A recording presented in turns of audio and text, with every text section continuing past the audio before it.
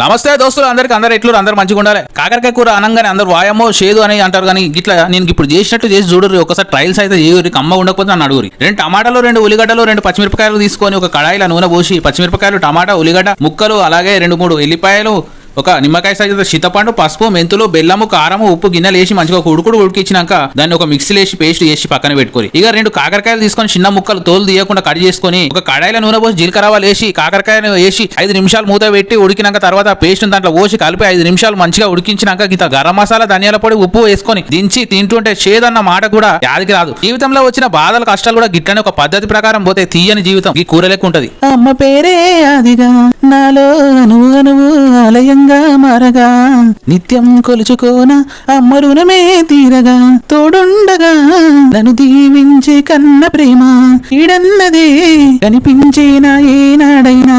Like, share, subscribe. మళ్ళీ కలుద్దాం.